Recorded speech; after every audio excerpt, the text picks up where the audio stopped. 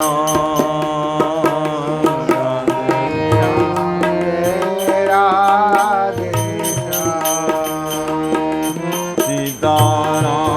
जय सीताराम, सीताराम जय सीताराम, राधे श्याम जय राधे श्याम, राधे श्याम जय राधे श्याम, सीताराम जय सीताराम, सीताराम जय सीताराम, राधे श्याम जय राधे श्याम, राधे श्याम जय राधे श्याम, सीताराम जय सीताराम, सीताराम जय सीताराम, राधे श्याम जय राधे श्याम, राधे श्याम जय राधे श्याम, सीताराम जय सीताराम, सीताराम जय सीताराम,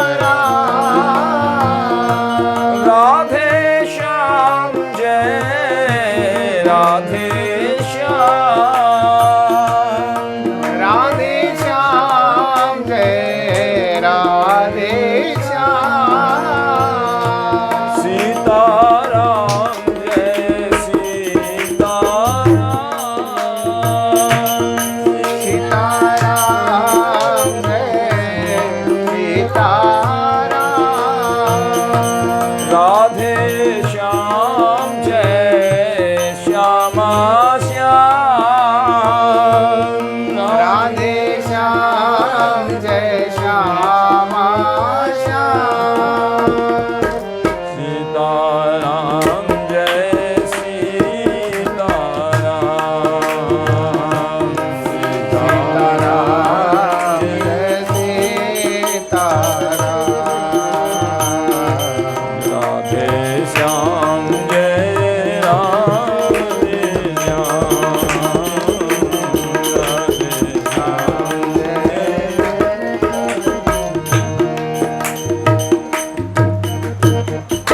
बोलिए भक्तवत्सल भगवान की जय। अखिल कोटि ब्रह्मांड नायक जगत नियंता जगदाधीश अकारण करुणा वरुणाल्य भक्त वांछा कल्पतरो नंद नंदन कौशल्यानंदन ब्रजजन रंजन श्री ठाकुर जी की असीम अनुकंपा से संत सदगुरु की सन्निधि में विराजमान होकर के भगवत भागवत चरित्र जो हम श्रवण कर रहे हैं, श्री हनुमान जी महाराज की विशेष कृपा है जो श्रवण करा रहे हैं। वही जो है प्रभु के हनुमान जी महाराज हमको श्रवण करा रहे हैं।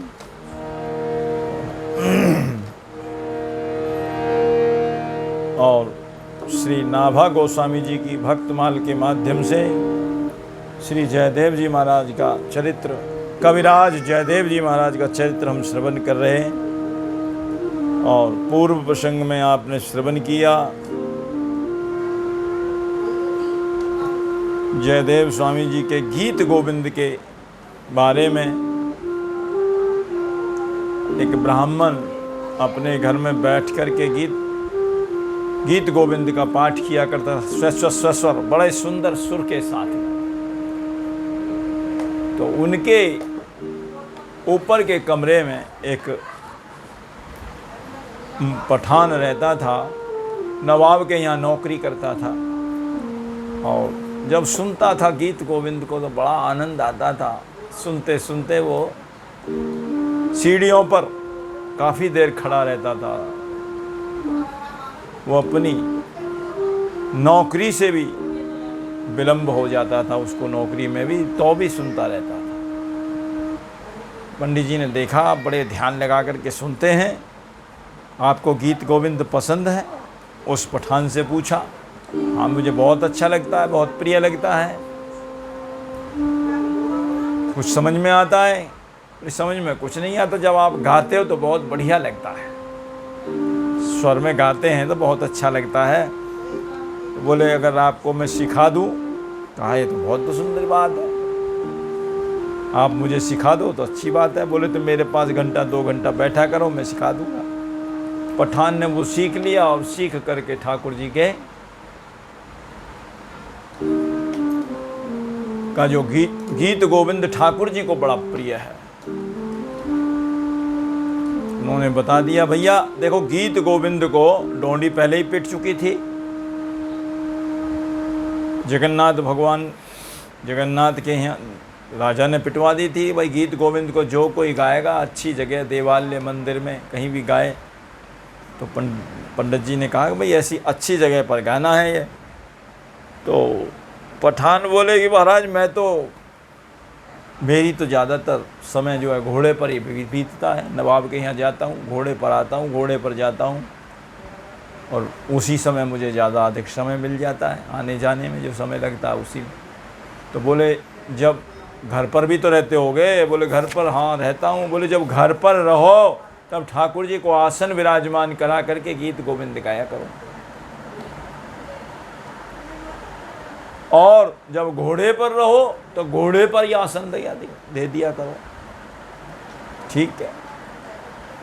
तो वो पठान अपने जब जाता घोड़े पर चढ़ करके ठाकुर जी के लिए आगे आसन घोड़े पर विराजमान करा करके दे देता, और वहाँ चलता रहता। घोड़े पर गीत गोविंद का पाठ बड़ा सस्वर गाता, बड़ी जोर से भाव के साथ में। एक दिन जल्दी से जो है बहुत किसी आवश्यक काम बस जाना पड़ा, तो उस दिन वो घोड़े पर ठाकुर जी को आसन देना भूल गया। और जब आसन देना भूल गया और गीत गोविंद गाना शुरू कर दिया, गीत गोविंद गाते गाते चलता जाए घोड़े पर, और जल्दी वैसे ही थी, तेज घोड़ा दौड़ा रखा था। तो क्या देखते हैं, उनके घोड़े के आगे किशोरावस्था का बालक बहुत दौड़ा जा रहा था। पठान ने कहा, अरे भाई या तो घोड़े इधर को हो जाओ या इधर हो जाओ, घोड़े के आगे चलोगे तो या तो मेरे घोड़े की गति मंदी पड़ेगी और या फिर आपको चोट लग जाएगी, इसलिए आप एक तरफ हो जाइए। उन्होंने कहा ठीक है। फिर भी वो आगे ही आगे, घोड़े की जैसी गति बढ़ाते जाते वो आगे ही आगे चलते जाते। किशोरावस्था के छोटे से बालक, ओहो, जब उन्होंने देखा ठाकुर जी का स्वरूप, और वो तो ठाकुर जी मोर मुकुट धारण किए हुए, मकराकृत कुंडल कानों में, और चरणों में नूपुर, बाजू में बाजूबंद, करधनी पहरे हुए, और किशोर अवस्था के ठाकुर जी दौड़ लगा रहे थे। और दौड़ भी कैसे? उल्टे पैरों, गीत गोविंद को सुनने के लिए उल्टे पैरों दौड़ रहे थे। अब जैसे ही उनकी निगाह पड़ी, अरे ये तो वही हैं, शीस मुकुट कटकाचिनी, कर मुरली उर्माल, ये बानिक मेरे मन बसो, सदा बिहारी लाल। तो घोड़े पर से उतर करके और उन्होंने जो है ठाकुर जी के चरणों में प्रणाम किया, और बड़े भाव के साथ में, प्रभु अरे मुझे क्षमा करो, मेरे अपराध क्षमा करो। बोले आप कौन?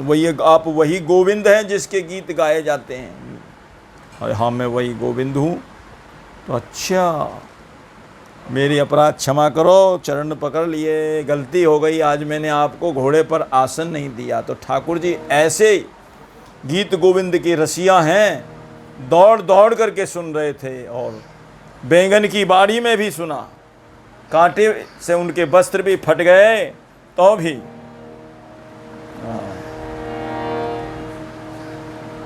सुन के सीखो एक पठाना, घोड़े ऊपर गायन ठाना। और अश्व पर आसन देत बिछाए, करत गायन सेवा हित जाए, दिए दर्शन ते जादव राय। और अभी भी जो है जगन्नाथ मंदिर में ये प्रथा बनी हुई है कि गीत गोविंद की अष्टपदी का गायन बड़े अच्छे मधुर स्वर के साथ में होता है। जगन्नाथ मंदिर में, पुरी जगन्नाथ में, जगन्नाथ मंदिर में आज हूँ बनी है प्रथा, गावे देश दासी अष्टपदी शयन काल में। स्वर्ग में गंधर्व, ये तीनों लोकों में प्रसिद्ध हुआ ना, स्वर्ग में गंधर्व लोग गाते हैं इस गीत गोविंद को। स्वर्ग में गंधर्व और अप्सरा गावे सदा, ऐसो दिव्य ग्रंथ वर्णित भक्तमाल में। उज्जवल श्रृंगार रस सिंधु सुनि कुंज क्रीड़ा, सहजई मन रम जावे लली और लाल में। ये ऐसा सुंदर ग्रंथ है जिसमें सब श्रृंगारों के राजा श्रृंगार रस उसका वर्णन किया गया है, भगवान की कुंज क्रीड़ा का वर्णन किया गया है। सहज में ही मन हमारा युगल सरकार के चरणों में, लली लाल के चरणों में रम जाता है। श्री कृष्ण चैतन्य महाप्रभु बिल्व मंगलादि, संतत निमग्न याही सागर विशाल में। और तो कवि हैं संस्कृत कविन समाज, लेकिन श्री जय देव कविंद्र भये चक्रवर्ती सिरताज।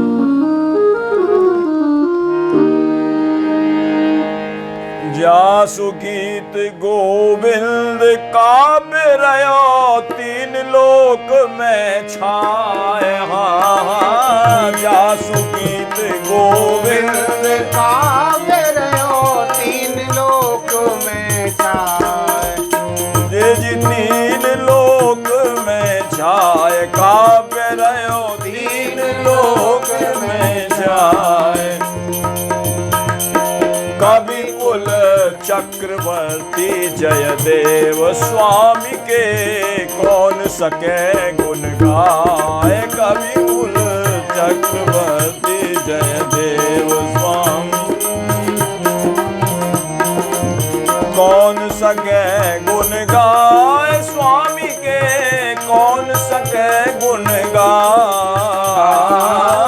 कौन सके गुण गाए, स्वामी के कौन सके गुण गाए। कवि कुल चक्रवर्ती जयदेव स्वामी के, कौन सके गुण गाए। कवि कुल चक्रवर्ती जयदेव।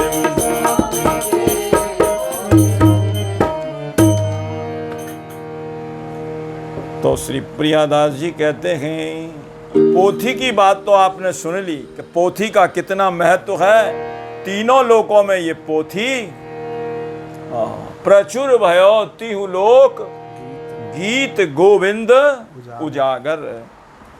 कोक काव्य नव रस सरस श्रृंगार को सागर, अष्टपदी अभ्यास करें तेही बुद्धि बढ़ावे। और जो अष्टपदी का अभ्यास करेंगे उनकी बुद्धि विकसित होगी, परिमार्जित होगी। और राधा रमन, सबसे बड़ी बात यह, स्वयं श्री ठाकुर जी युगल सरकार, राधा रमण प्रसन्न सुनन तह निश्चय आवे। ऐसा गीत गोविंद कहते हैं। पोथी की बात तो आपने सुन ली, अब एक और बात सुनिए, प्रियादास जी कहते हैं, पोथी की तो बात सब कही मैं सुहात ही, सुनो एक बात और जामे अति अधिकाई। एक बात और सुनिए जो और बड़ी विचित्र बात है। कौन सी?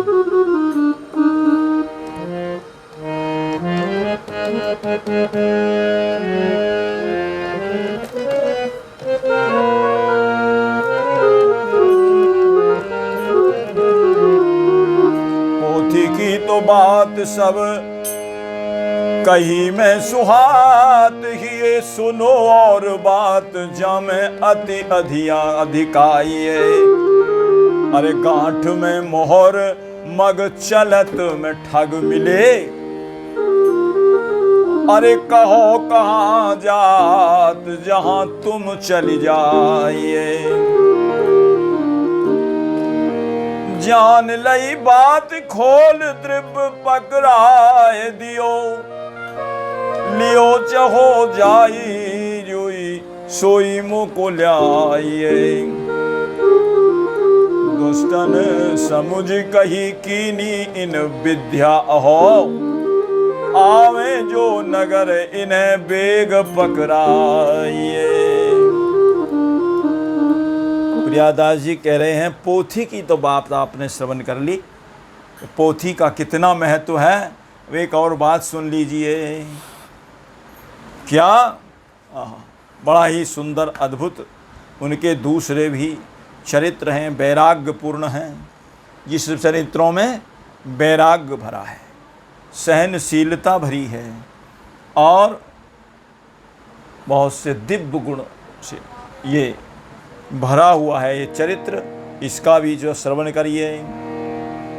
कहते हैं एक बार कहीं किसी अपने परिकर के यहाँ कथा करके आ रहे थे श्री जयदेव स्वामी जी, और वहाँ रास्ते में उन्होंने जो है कथा में दक्षिणा में, उसके बाद गीत गोविंद गाया कथा के बाद में, तो दक्षिणा में बहुत भारी जो है उनको धन मिला। धन क्या मिला कि सोने की मोहरें भी मिली, और मोहरें वे नहीं चाह रहे थे मैं लूँ, ज़बरदस्ती उनको, ये उनका त्याग था। उन्होंने चाहा मैं नहीं लेता बिल्कुल भी, लेकिन उन्होंने चुपके से उनकी चादर में बांध दी वे मोहरें, और जो सामान था वो भी बहुत सारा जो है उनको भेंट में दिया। और उसको लेकर के जब जयदेव स्वामी जी चले, एक समय करी हरि गुण गाना, एक समय करी गाइए हरि गुण गाना, एक समय करी हरि गुण गाना, एक समय करी चले संग संपत्ति सम्माना, चले संग संपत्ति सम्माना।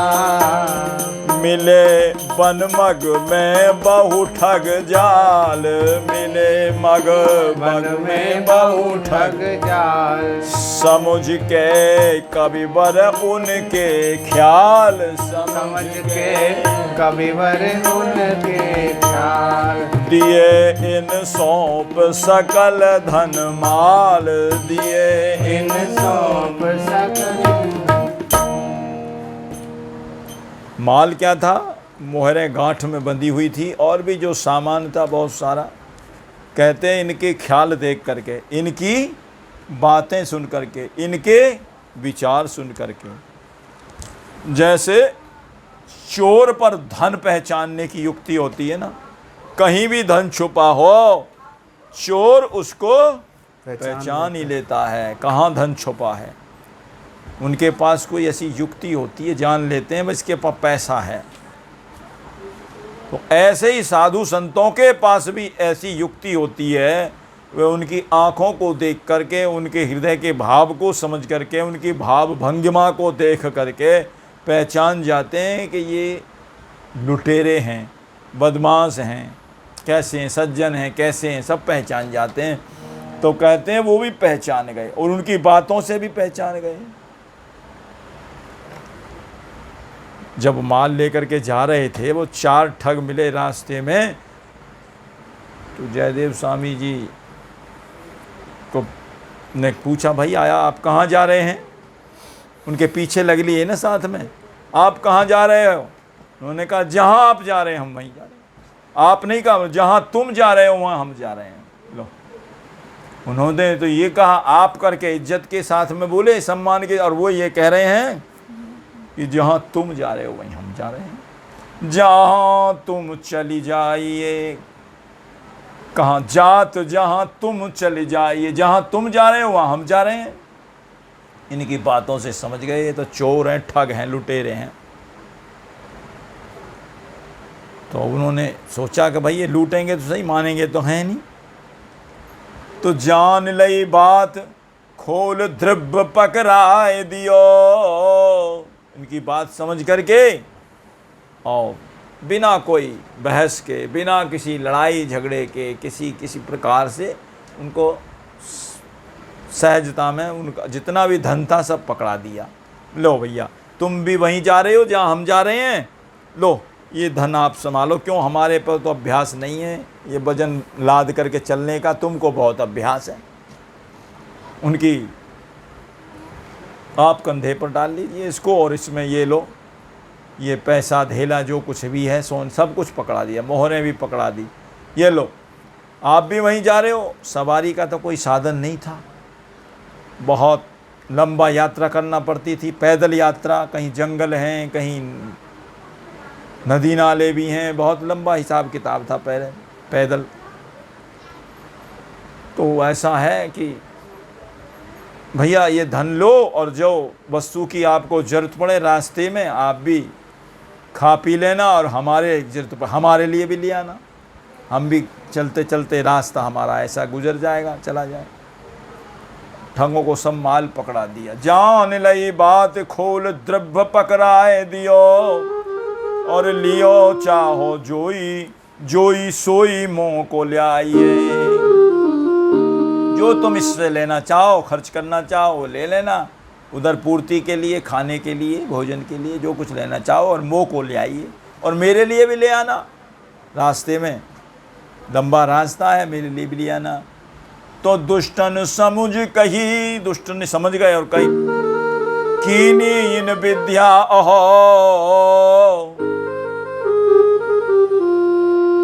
अरे ये तो कोई विद्या जानते, मुझे तो ऐसा लग रहा है, या हमारे साथ कोई ऐसा छल कपट इन्होंने किया है कि भाई अभी अभी तो इनको पकड़ा दो, और जब गांव बस्ती आवेगी तब इनकी शिकायत कर दी जाएगी और इनको चोरों को पकड़वा दिया जाएगा। ऐसे भी तो लोग हैं दिमाग में जिन क्या क्या बातें चलती हैं। उन्होंने तो सहजता में पकड़ा दिया, और ये विचार कर रहे हैं कि अहो इन कीनी इन विद्या अहो, कोई विद्या की है इन्होंने। आवे जो नगर इन्हें बेग पकड़ाइए। हाकिम को इनको पकड़ा दिया जाएगा, और झट तुम्हारा बाल भी बरामद हो जाएगा, और बोले ठीक है ये पकड़े जाएंगे। ऐसा विचार करके उन्होंने, जैसे उन्होंने पहचान लिया कि इसके पास धन है, तो साधु भी पहचान गए भाई ये तो चोर लुटेरे हैं। क्योंकि हीरा जाने जौहरी, हीरा की पहचान सबको नहीं है। हीरा जाने जौहरी, और पुरुष पिछाने साध, और गुनी गुणज्ञ जानी है खल अनरथ अपराध। खल तो अनर्थ और अपराध को जानता है कि इसके साथ में अनर्थ कर दिया जाए, अपराध कर दिया जाए। खल का तो यही काम है। खल दो शब्द हैं, ख और ल, खावे और लड़े। ख ला, खावे उसी का खावे, उसी से लड़े, उसका नाम खल। और कोई उनका काम बने या न बने, लेकिन दूसरे का काम बिगाड़ना उनका काम होता है। इनका नाम खल है, बिना मतलब के। गोस्वामी जी दो की उपमा देते हैं, एक तो सर्प और एक मूसा, चूहा।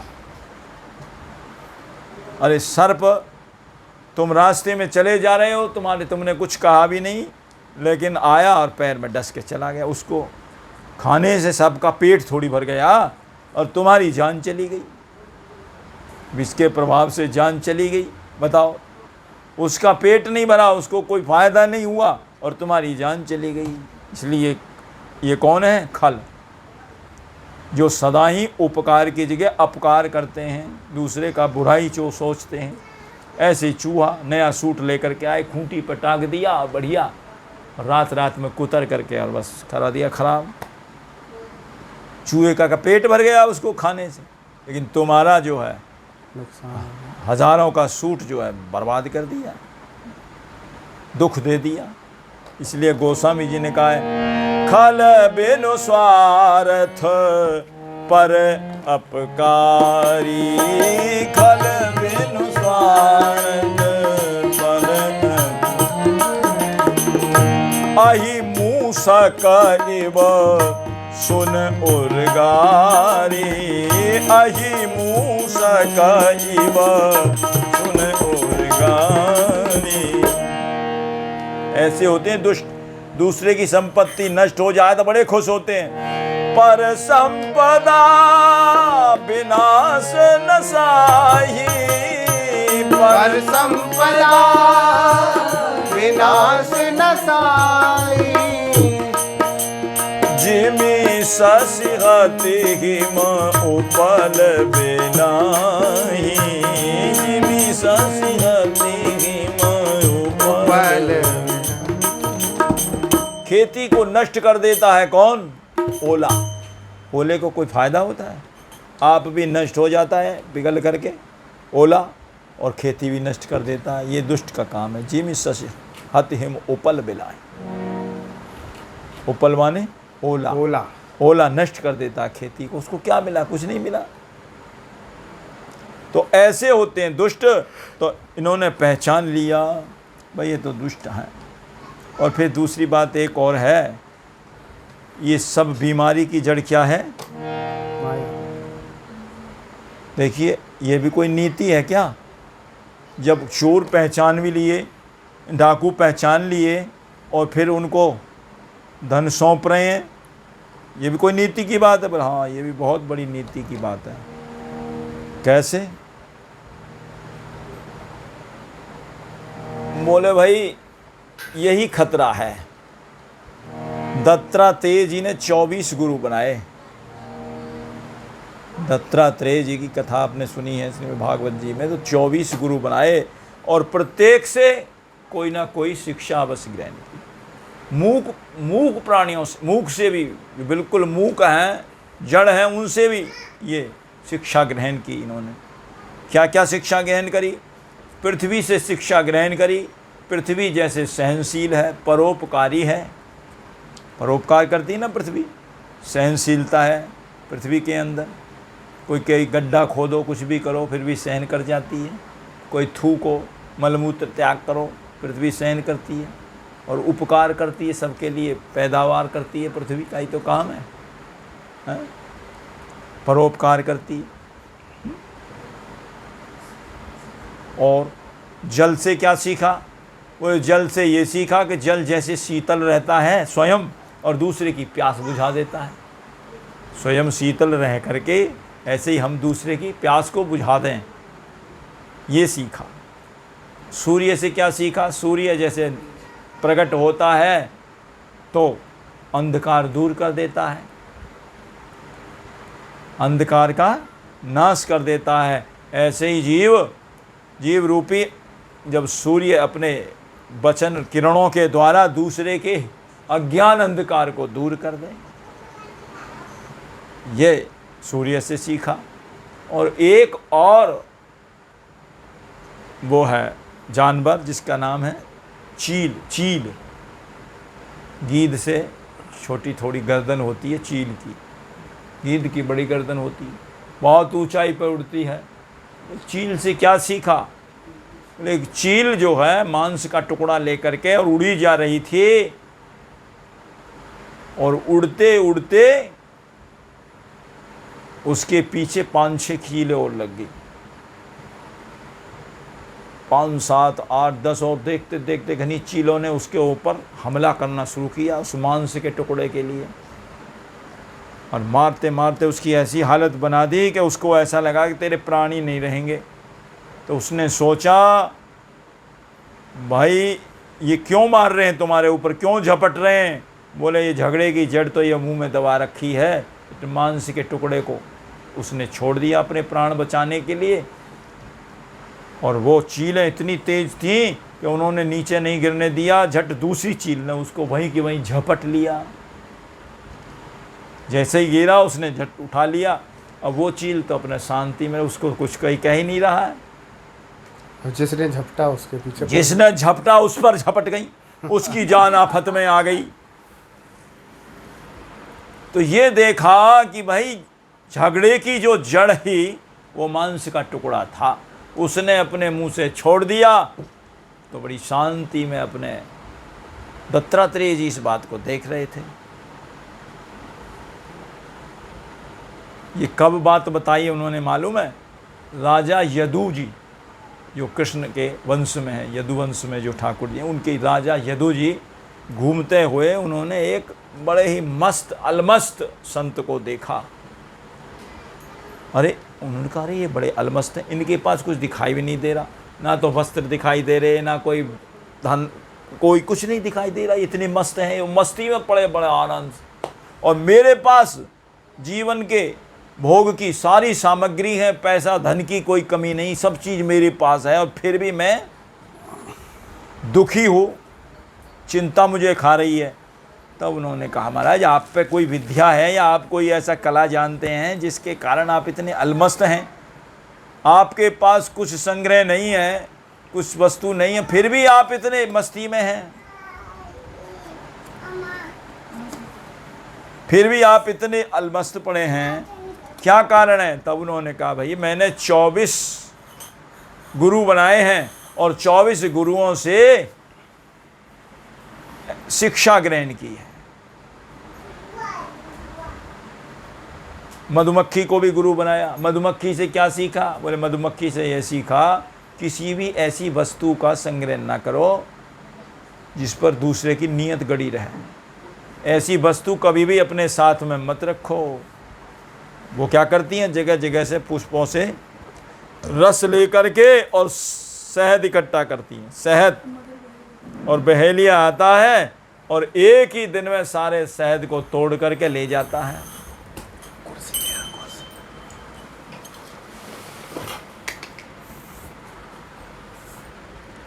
बहेलिया सारे शहद को तोड़ करके ले जाता है। तो मधुमक्खी से ये सीखा, कभी कोई भी ऐसी वस्तु का संग्रह मत करो जिससे दूसरे की नीयत तुम्हारे ऊपर लगी रहे। चील से सीखा कि भाई झगड़े की जड़, यदु जी ने कहा, राजन मैंने ये सीखा चील से कि कोई भी झगड़े की जड़ हो उसको तुरंत छोड़ देना चाहिए।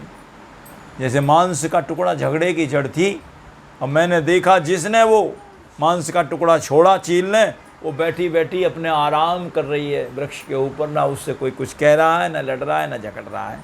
बाकी चीलें आपस में झगड़ रही हैं, जिन जिनके पास में वो झगड़ा की जड़ है।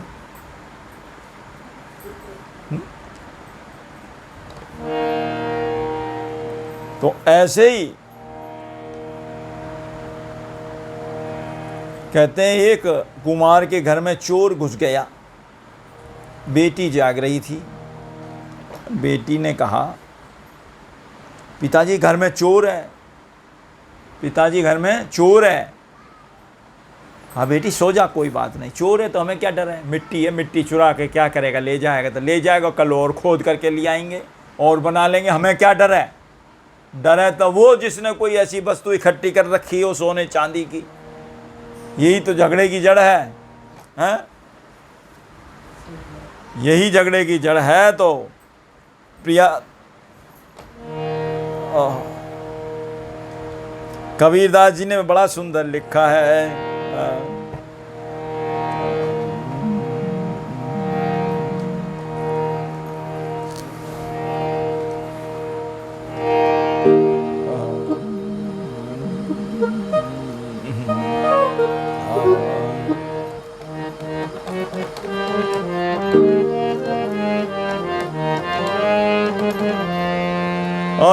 चोरवा न पूछवा कि मटिया हो। आहा, चोर नहीं पूछता, चोरवा न पूछवा कि मटिया हो, सुख सोवेला कुमार। चोरवा न पूछवा कि मटिया हो, सुख सोवेला कुमार। इस मटिया में 10 दरवाजे, इस मटिया में। कौन सी मटिया है जिसकी कह रहे हैं? इस मटिया में 10 दरवाजे, इस मटिया में। एक में लागल बाटे टटिया हो, सुख सोवेला कुमार। एक में लागल बाटे टटिया हो, सुख सोवेला कुमार। चोरवा न पूछवा कि मटिया हो, सुख सोवेला कुमार। चोरवा न पूछवा मटिया हो, सुख सोवेला। यही मटिया, यही मटिया में हीरा लागल, यही मटिया में हीरा लागल। हीरा कौन सा है? अरे श्वास रूपी रत्नी सी हीरा में, इस माटी में ही तो है। यही मटिया में हीरा लागल, यही मटिया में हीरा लागल। अरे खोजत बिकल सारी रतिया हो, सुख सोवेला कुमार। खोजत बिकल सारी रतिया हो, सुख सोवेला कुमार। चोरवा न पूछवा कि मटिया हो, सुख सोवेला कुमार। चोरवा न पूछे मटिया हो, सुख सोवेला कुमार। में कबीरदास जी का भजन है। कबीरदास जी बहुत सुंदर बात बता रहे हैं। इस मटिया कहत कबीर सुनो भई साधो, कहत कबीर सुनो तो भई साधो। क्या? अरे मटिया सो उपजे सारी जतिया हो, सुख सोवेला कुमार। मटिया से उपजे सारी जतिया हो, सुख सोवेला कुमार। अरे चोरवा न पूछवा कि मटिया हो, सुख सोवेला कुमार। चोरवा न पूछे मटिया हो, सुख सोवेला कुमार। मट्टी से ही तो सारी जाति बनी है, उनके कहाँ से बनी है? ये मट्टी का ही तो है शरीर है, इसी से सारी जाति बनी है। ब्राह्मण क्षत्रिय वैश्य शूद्र इसी से बनी है। कबीरदास जी का बड़ा सुंदर भजन है ये। और साधुओं को तो फिर क्या है? साधुओं को तो कभी आ गया तो उनको तो कोई हर्ष भी नहीं है, ना कोई विषाद है। समुद्र के पास कितनी नदियां आकर के गिर जाओ तो ना तो वो कभी उसको हर्ष होता है ना विषाद होता है। जिमि सरिता सागर में जाई, और यद्यपि ताहि कामना नाई। तिमि सुख संपत्ति बिनहि बुलाए, और धर्मशील पै जाए सुहाए। बिना बुलाए आ जाती हैं, ऐसे ही जो है धर्मशील के पास तो संपत्ति आ जाती है। ये देव जी ने सोचा कोई बात नहीं, ले लो भैया, एक जजमान के यहाँ की है, फिर और कहीं जजमानी मिल जाएगी, दे दो। इस भाव से भी सौंप दिया। और दूसरी एक बात और, बोले झगड़े की जड़ है, झगड़े की जड़ है, अब राजी राजी दे दूंगा तो ठीक है, और नहीं दूंगा तो ऐसा ना हो कहीं मार पीट और हिंसा और हत्या पे बात उतरी आवे, इसलिए भी पकड़ा दिया। ये भी तो बात है। तो इन बातों को देख करके उन्होंने माल सब दे दिया, लेकिन वो दुष्ट ऐसे क्यों? धन में बड़े भारी अनर्थ छिपे हैं। 15 अनर्थ तो भागवत जी में बताए हैं। धन के अंदर 15 अनर्थ दोष हैं। 15 दोष क्या है? धन के उपार्जन में दोष। उपार्जन हो जाए तो उसकी वृद्धि करने में, रक्षा करने में कौन उसका ध्यान रखेगा? पैसा घर में आ गया, चोर ना चुरा कर ले जाए, अग्नि ना लग जाए, कहीं टैक्स ना लग जाए, हैं? उसमें चिंता, उसके नष्ट होने में चिंता, और उपभोग में मनुष्यों को निरंतर परिश्रम। भाई उसमें भी तो परिश्रम पड़ता ही है।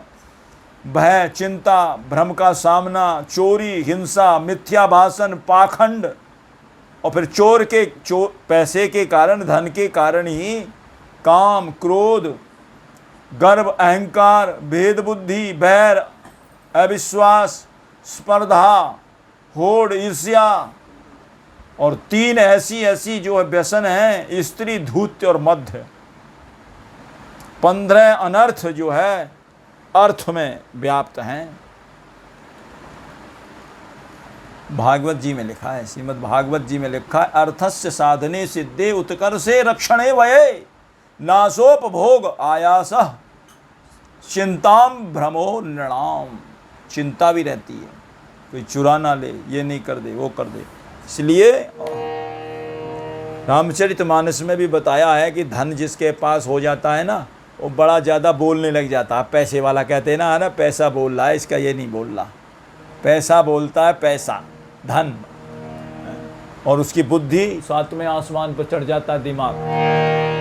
धन मद मात परम वाचाला, धन मद मात परम वाचाला, उग्र बुद्धि और दंभ विशाला, उग्र बुद्धि और दंभ विशाला।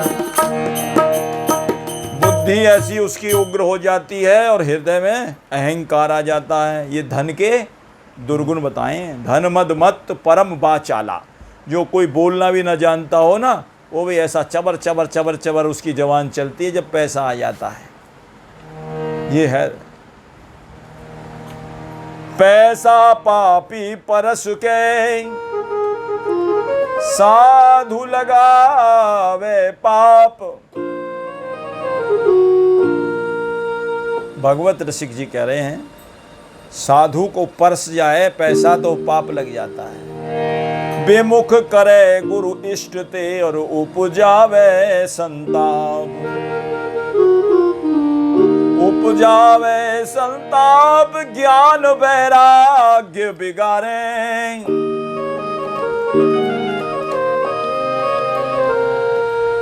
और काम क्रोध मद लोभ मोह मत सर श्रृंगारे। काम क्रोध लोभ मोह मद मत्सर इनका श्रृंगार कर देता है और बढ़िया बना देता है इनको। सब द्रोहिन ते सिरे भक्त द्रोही नहीं ऐसा, सब द्रोहिन ते सिरे भक्त द्रोही नहीं ऐसा। भागवत रसिक अनन्य भूल जन पर सो पैसा।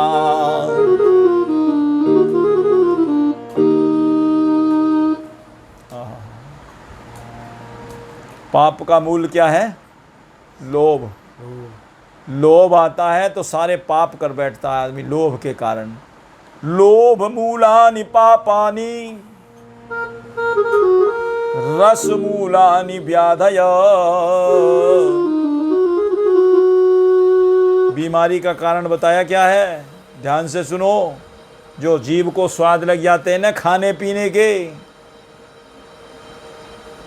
चाट पकौड़ी खाने के, तरह तरह की चीज खाने के, उससे बीमारी होती है। मैं नहीं कह रहा हूं, श्लोक कह रहा है नीति का। रस मूलानि व्याधय। कभी खट्टा, कभी मीठा, कभी फास्ट फूड, कभी कोई से फूड, कभी कहें ये खाने की आदत पड़ जाती है, बाहर का खाने की आदत पड़ गई, ये बीमारी पैदा करते हैं। कितनी तेज बात। लोभ मूलानि पापानि रस मूलानि व्याधया। और मोह मूलानि दुखानि तस्माते तम त्रियम तजेत। इसलिए तीनों को छोड़ दे, लोभ को भी छोड़ दे और जीव के स्वाद को छोड़ दे, और मोह मूल बहुसूल प्रद। किसने कहा ये बात? हनुमान जी कह रहे हैं सुंदर कांड में, मोह मूल क्या है? जड़ है। बहुसूल प्रद त्याग तम अभिमान, भजहु राम रघुनायक तो कृपा सिंधु भगवान। मोह मूल की जड़ है।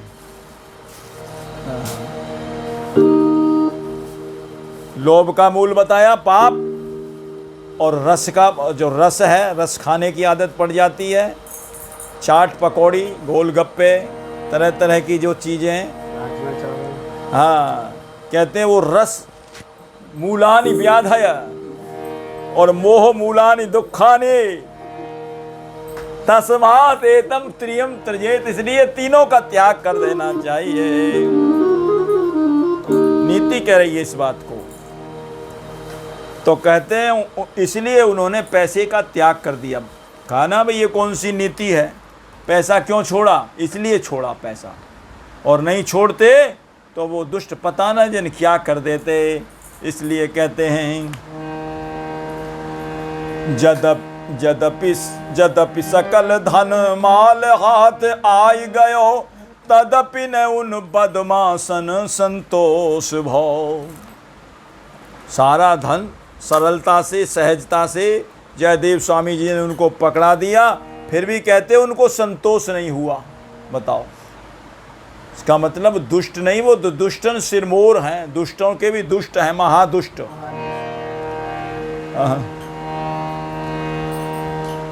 यद्यपि सकल धन माल हाथ आए गयो, तदपि न उन बदमाशन संतोष भाव। सहज स्वभाव उन दुष्ट सिर मोरन को, और संत सिर मोर पे अकारण ही रोष भाव। जयदेव स्वामी जी संत शिरमोर हैं, संत शिरोमणि, उनके ऊपर अकारण वो गुस्सा कर बैठे। क्या? आपस में तर्क और वितर्क बहुभांति करें, कै उनके मन निराधार ही आक्रोश भाव। आपस में विचार कर रहे थे जो ठग थे चारों। उन्होंने कहा अरे पैसे तो इसने सहजता से दे दिए, अब इसको क्यों मार रहे हो? खामा खा की मारना पीटना क्या मतलब है? अब ये बेचारे ने आराम से दे दिए, सरलता। दूसरा बोला भाई सरलता से पैसे तो इसने दे दिए हैं, पर ऐसा है कि कहीं पहचान गया और कहीं फिर हमको बधवा दिया और मरवा दिया तो फिर क्या होगा? कहीं हमारी शिकायत कर दी, अभी तो आराम से दे दिए और फिर बस्ती आएगी और फिर वहाँ कह देगा कि ये चोर हैं भाई, इनको पकड़ लो। इशारा कर दिया तो हम तो पकड़े जाएंगे, वहाँ मार दो। एक कह रहे हैं कि छोड़ दो, दूसरे कह रहे हैं मार दो, और तीसरे और भी कह रहे हैं। बोले क्या?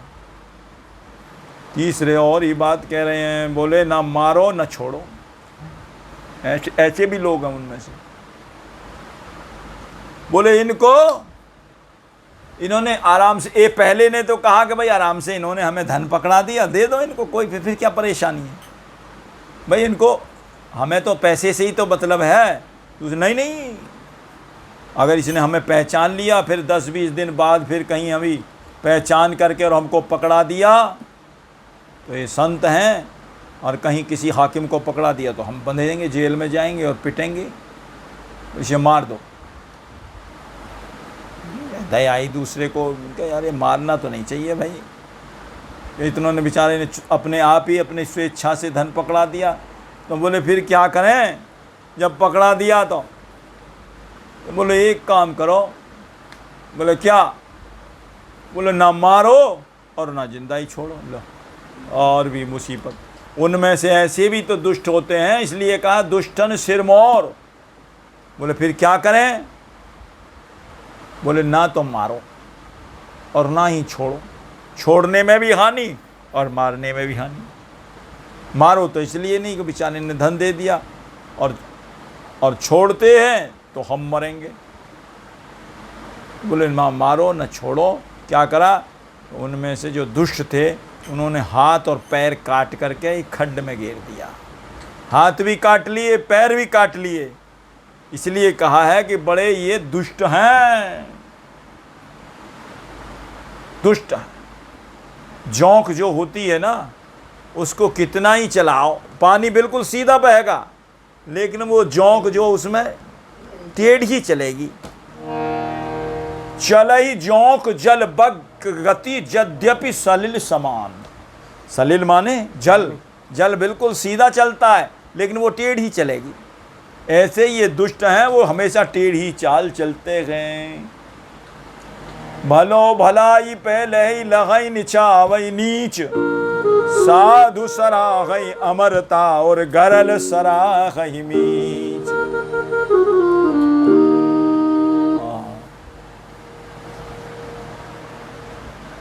एक ने कहा के मार दो, एक कहे डारो मार, और भलो है विचार यही, और एक कहे मारो मत धन हाथ आयो है। पैसा तो मिल गया, अब काय को मार रहे हो। जो पहले पिछान कहूं और कीजिए निदान कहा, हाथ पाम काट बड़े गाढ़ में पधरायो है। एक बड़े से गड्ढे में, औंधा सा गड्ढा था, हाथ पाम काट करके और वहां पधरा दिया। सब कुछ ले लिया, फिर भी दुष्टों को तसल्ली नहीं हुई। कहते हैं इनको संतोष नहीं हुआ। दो हाथ पाम काट खड्ड माई डार दिए, अरे तऊ कविराज ही नाही अफसोस भौ। देखिए, और कोई होता तो उनको बड़ा भला बुरा कहता कि भाई इन्होंने हमारे साथ में कितनी भारी दुष्टता करी है। पैसे भी दे दिए, धन भी दे दिया, फिर भी हाथ पाम काट के डाल दिए। उनको भला बुरा कहता, कुछ कहता, लेकिन कहते इनके मन में जरा भी दुख भी नहीं हुआ ना कुछ। दुख क्यों नहीं हुआ जी? दुख इसलिए नहीं हुआ, दुख होता है मन के कारण दुख होता है, और मन के कारण ही सुख होता है आदमी को। शरीर को थोड़ी होता। मन एवं मनुष्यानाम कारणम बंध मोक्ष। हाँ, बंध भी मोक्ष इसी से होता है, सुख दुख भी यही अनुभव करता है। लेकिन मन तो उनका वहाँ था ही नहीं। मन कहाँ था? मन तो युगल सरकार के चरणों में था, इसलिए दुख नहीं हुआ। मन तह जग रघुबर देही, और बिनु मन तन सुख सुधि के ही। बिनु मन तन दुख सुख सुधि के ही। ना दुख की सुधि है और ना सुख की सुधि है। मन ही नहीं है तुम्हारा यहाँ कथा सुनने में, तुम्हें पता ही नहीं है कितनी कथा निकल जाओ, पता ही नहीं लगेगा। मन पहुँच रहा है घर में और कथा चल रही है यहाँ, पता ही नहीं क्या कहेंगे। ऐसे ही मन की बात है। मन तुम्हारा यहाँ है तो तुमको सब कुछ मालूम पड़ जाएगा। दुख सुख मन से ही है। तो जयदेव स्वामी जी का मन तो युगल सरकार के चरणों में लगा हुआ था, उनको दुख भी नहीं हुआ। और फिर दूसरी बात यह है, उन्होंने कहा कि भाई सुख दुख कोई किसी को कोई देता ही नहीं है। साधु का स्वभाव ये है, किसी के ऊपर दोष नहीं लगाता। अगर वो दोष लगावे तो फिर झूठ बोलने का अपराध भी तो लग सकता है। मान लो उसका दोष हो नहीं और हम कहते हैं दोष है, तो झूठ बोलने का अपराध हमको लगेगा कि नहीं लगेगा? किसी की चुगली करने का भी अपराध लग जाता है। किसी ने किसी को चोरी करते देखा, अब चोरी कर रहा है या उससे कोई छीना झपटी कर रहा है, तो उसका कोई हो सकता है पिछले कर्म का लेन देन हो, या नया खाता भी वो खोल रहा है, तो तुम उसकी चुगली करोगे तो तुम्हें चुगली का दोष लग जाएगा। उसको तो जो चोरी का लगेगा ही, तुम्हें चुगली का लग गया, वो भी तो एक दोष है चुगली का। इसलिए संत कहते हैं भाई हमारा कोई होगा, पिछले जन्म का कोई ऐसा अपराध होगा जिसके कारण हमने किसी के हाथ पांव काटे होंगे, जो हमारे काट करके खड्डे में डाल गए। क्यों? किसी को कोई दुख सुख देने वाला तो है नहीं। को उनके ही सुख दुख कर दाता, को उनके ही सुख दुख कर दाता। निज कृत कर्म भोग सब भ्राता, निज कृत कर्म भोग फल भ्राता। अपने किए हुए कर्मों का ही फल भोगते हैं। ये जरूरी है कि हाँ कुछ समय लग सकता है, अब नहीं भोगेंगे फिर कुछ समय बाद भोग लेंगे, अगले जन्म में भी हो सकता है भोगना पड़े। लेकिन एक अपवाद भी है, बोले वो क्या? जो आदमी बहुत ज़्यादा जघन्य पाप करता है या जघन्य कोई अच्छे कर्म करता है, उसका फल इसी जन्म में या तो 3 मास के अंदर या 3 पक्ष के अंदर या 3 वर्ष के अंदर मिल जाता है, अवश्य मिलता है। ऐसी भी एक नीति का श्लोक है, या तो 3 मास में 3 पक्ष में जरूर मिलता जरूर है। त्रिभि मासई त्रिभि वर्षई त्रिभि पक्षई त्रिभिर्गुणई अत्युग्र पुण्य पापानाम फलम मनुष्य यही भोग्यते। यहीं पे भोग लेता है उसको जो ज़्यादा जघन्य अपराध होते हैं। क्यों? बोले आदमी चालाक बहुत है। आदमी कहेगा हमने तो भाई 100 ग्राम पाप किया, हमें 100 ग्राम ही तो पाप का दंड मिलना चाहिए। बोले ऐसा थोड़ी होता है। खेत में कोई किसी ने 100 ग्राम गेहूँ बोया या 1 बोरी बोया, कहेगा 1 बोरी पर पैदा होगा, पैदा कितना होगा?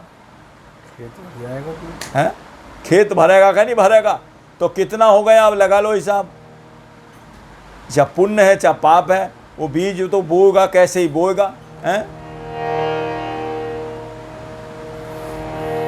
गोस्वामी जी यही बात कहते हैं, तुलसी यह तन खेत है। वो खेत में बोने वाला कौन है? मन बच कर्म किसान।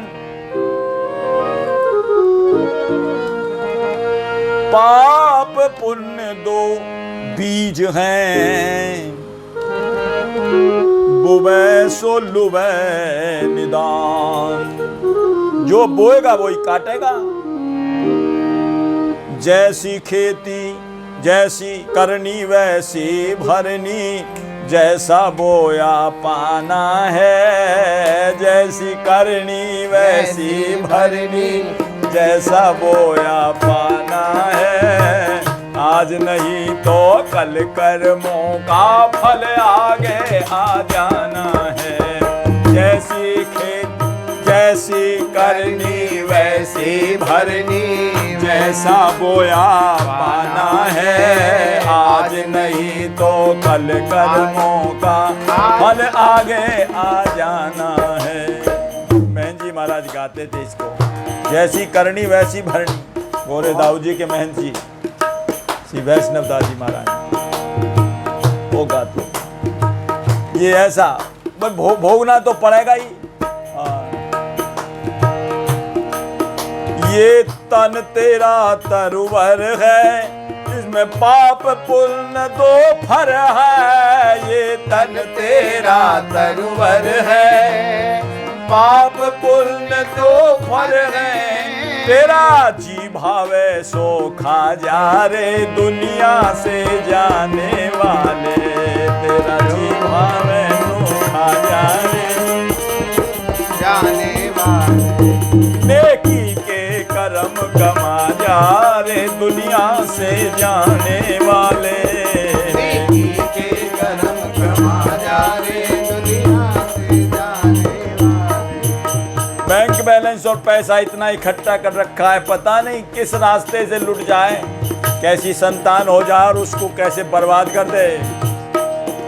ये धन तुझसे छूटेगा, जाने कौन सी राह लुटेगा। ये धन तुझसे छूटेगा, जाने कौन सी राह लुटेगा। अरे इससे अरे जो कुछ बने बना जा रे दुनिया से जाने वाले। बना जा रे दुनिया से जाने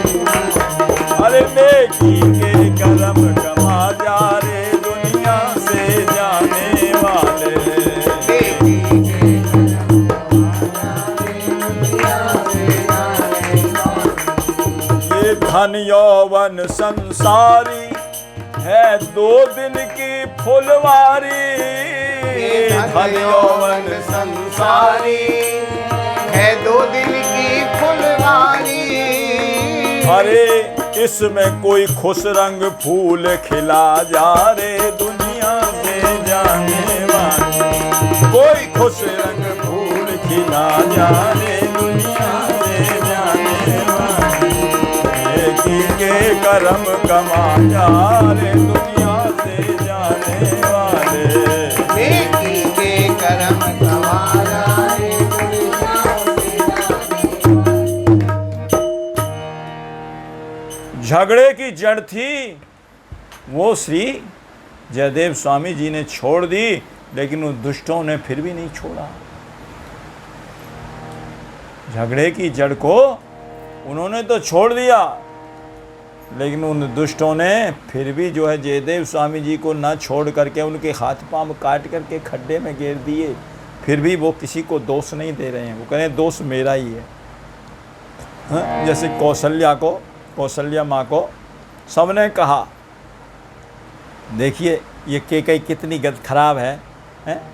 इसने अपने वरदान ले करके पति की मौत कर दी हैं। सीता राम लक्ष्मण को भी दुख दे दिया, वन में चले गए। कौशल्या कह दोष न काहू। कौशल्या जी कहते किसी का इसमें दोष नहीं है।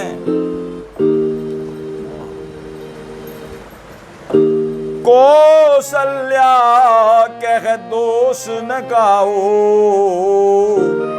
क्यों?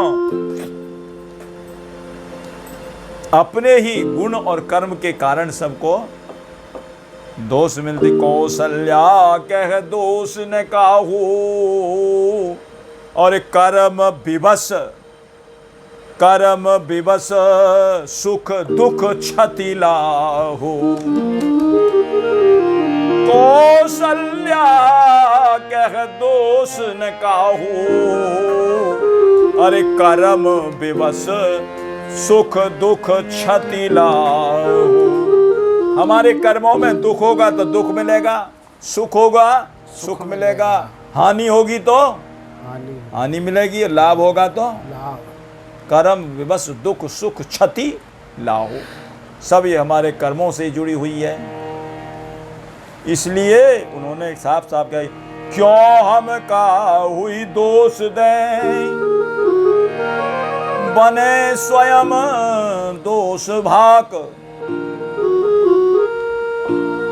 अरे हमारे ऐसे कोई कर्म थे, अच्छा हुआ कर्म का बोझा कुछ कम हो गया, हाथ पांव कट गए तो क्या हुआ, कर्म तो निबट गया हमारा। कह रहे गए सहज निबटाय को ये पूरब कर्म विपाक।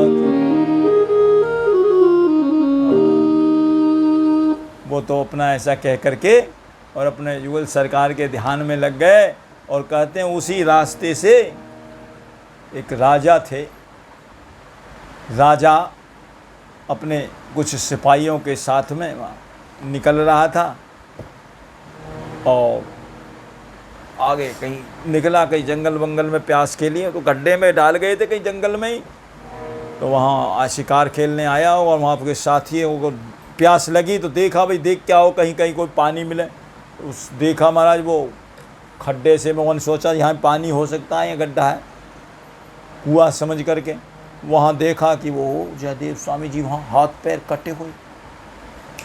उन्होंने राजा को खबर करी। इतने में कछु नप के जनते हैं, गए पिपासु आए। हाँ, इतने में नप के जनत हैं, गए पिपासु। पानी खोजते खोजते आ गए, जल मिल जाए। इतने में कछु नप के जनत गए पिपासु आए। हाँ, इतने में कछु नप के जनता गए पिपासु आए। कवि कुल चूड़ामणि जयदेव स्वामी के, कौन सके गुण गाए। कवि कुल चूड़ामणि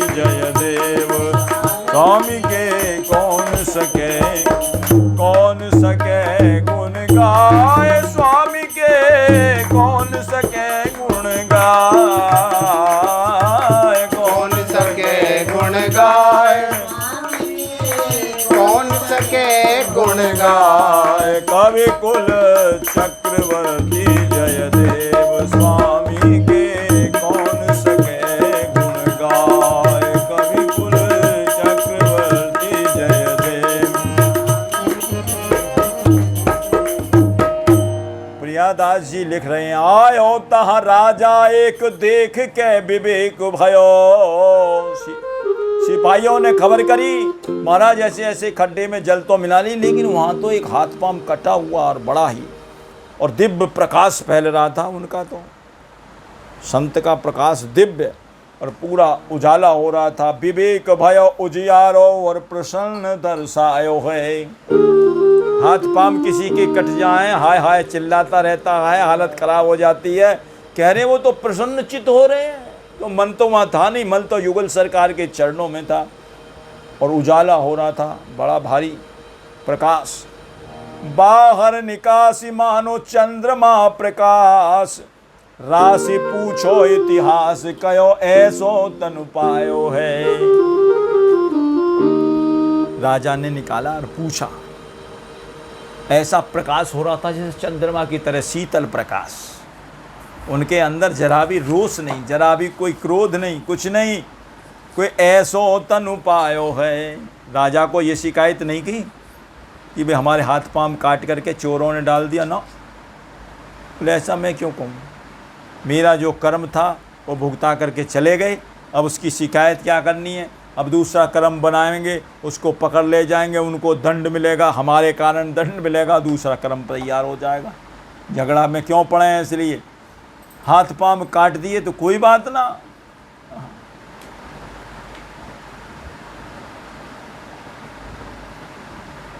और कहते हैं ऐसो तनु पायो है। और ये कह दिया राजा को, भैया हमें तो ऐसा ही शरीर मिला है। लो यूँ करें, हाथ पांव काटने पर भी पूछने पर कह रहे हैं हमें तो ऐसा ही शरीर प्राप्त हुआ है। पूछो इतिहास कयो ऐसो तनु पायो है। हमें तो ऐसा ही शरीर मिला है। अब क्या कह राजा, निकाला और खड्डे से बाहर किया उनको और निकाल करके कटे पग लखी के संत सुजान, खड्ड माहि तिन लखे निहारी, खड्ड माहि तिन लखे निहारी। छाई रही अद्भुत उजियारी, छाई रही अद्भुत उजियारी। कटे कर पग लखि संत सुजान, कटे कर पग लखि संत सुजान। तहु मुख मंडल नेक नामलान, तहु मुख मंडल नेक नामलान। चकित गुण विधि को अजब विधान, चकित गुण अजब। तो नरपति को सूचित किए लीने संत निकार, किनने किए कुकर्म यह पूछत बारंबार। बार बार राजा ने पूछा, बताइए ये किसने ऐसा किया है। बोल के ऐसो ही तनु पाया, ऐसे शरीर मिला। नहीं, बार बार जब पूछा, बोले नहीं ऐसा तो हो ही नहीं सकता। ऐसा शरीर किसी को मिला है, हाथ ना हो, पाम ना हो, बिल्कुल डुंड मिला, ऐसा तो नहीं मिलता। वो ऐसा क्यों कहा उन्होंने, अरे जगन्नाथ भगवान का ऐसा ही शरीर है इसलिए कहा है, समझो, किसी की बात नहीं है। जगन्नाथ भगवान का यहाँ तक के हाथ हैं, जगन्नाथ भगवान के देखो ऐसे खड़े हैं, और लकड़ी के। इसकी भी एक कथा है, समय हो गया कल बताएंगे कैसी कथा है, कैसे जगन्नाथ भगवान को ये ऐसे मिले हाथ पांव लकड़ी के। तो कहते हैं कि बार बार जब पूछने लगे तब नरपति को सूचित किए लीने संत निकार, किरने किए कुकर्म यह पूछत बारंबार। सरल हृदय, सरल हृदय थे बिल्कुल, सरल हृदय सोठे संत प्रवर नहीं रहे रहस्य बताए। सरल हृदय सोठे संत प्रवर नहीं रहे रहस्य बताए। कवि कुल चूड़ामणि जय देव स्वामी के सके कौन गुण गाय। कवि कुल चूड़ामणि जय देव स्वामी कौन सके गुण गाए कौन सके गुण गाए स्वामी के, कौन सके गुण गाए, कौन सके गुण गाए स्वामी के, कौन सके गुण गाए कवि कुल चूड़ामणि जयदेव स्वामी के, कौन सके गुण गाए।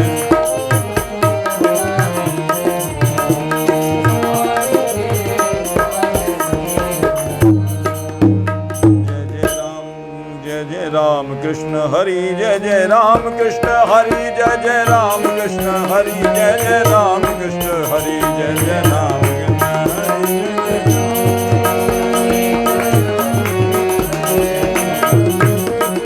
जय जय राम कृष्ण हरि जय जय राम कृष्ण हरि जय जय राम कृष्ण हरि जय जय राम कृष्ण हरि जय जय राम कृष्ण हरि जय जय राम कृष्ण हरि जय जय राम कृष्ण हरि जय जय राम कृष्ण हरि जय जय राम कृष्ण हरि जय जय राम कृष्ण हरि राम कृष्ण हरि जय जय राम कृष्ण हरि जय जय राम कृष्ण हरि जय जय राम कृष्ण हरि जय जय राम कृष्ण हरि जय जय राम कृष्ण हरि जय जय राम कृष्ण हरि जय जय राम कृष्ण हरि जय जय राम कृष्ण हरि जय जय राम कृष्ण हरि जय जय राम कृष्ण हरि जय जय राम कृष्ण हरि जय जय राम कृष्ण हरि राम कृष्ण हरि जय जय राम कृष्ण हरि जय जय राम कृष्ण हरि जय जय राम कृष्ण हरि जय जय राम कृष्ण हरि जय जय राम कृष्ण हरि जय राम कृष्ण हरि जय जय राम कृष्ण हरि जय जय राम कृष्ण हरि जय जय राम कृष्ण हरि जय जय राम कृष्ण हरि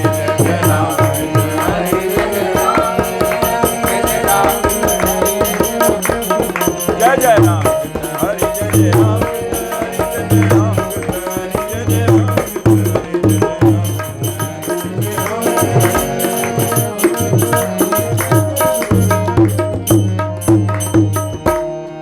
बोलिए भक्तवत्सल भगवान की जय। जयदेव स्वामी जी महाराज की जय।